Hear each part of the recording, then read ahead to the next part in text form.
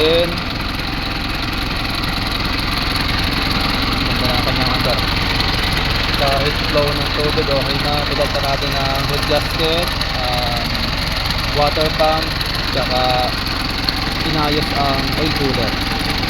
Kasi singaw sa oil cooler, kaya yan, inayos ang gasket.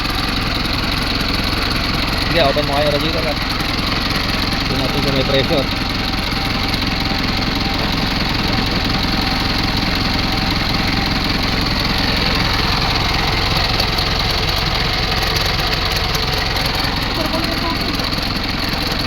Ang flow ng tubig.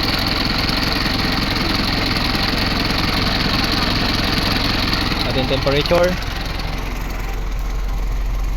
Ayun, maganda na ang temperature, hindi na maabot ng kalahati. Okay na.